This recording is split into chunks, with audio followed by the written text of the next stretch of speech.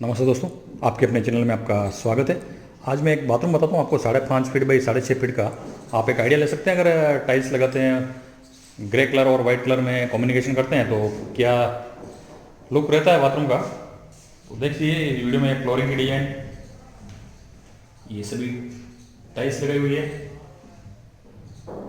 ये और 2 feet height तक ये डार्क टाइल्स यूज़ कर रखी है। एक आइडिया ले सकते हैं आप। और ये शावर का साइड में ये हाइलाइटर यूज कर रखा है। शावर वॉल हो गई और ये गीजर। अब चलते हैं वॉश बेसिन की साइड में। वॉश बेसिन, ये पूरी वाल वॉश बेसिन की, ये कमोड और वॉश बेसिन और ये शावर। तो इसका वाल भी मैं आपको ये बताता हूँ, ये वाल।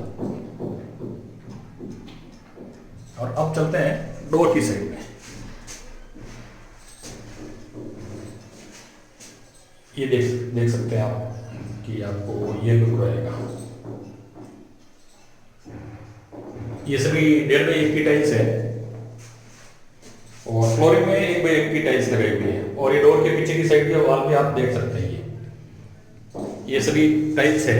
ये हाइलाइटर यूज कर रखा है ये टाइल्स का। ये कहीं पे ये कलर लाइट, दो वाइट, इस तरीके से।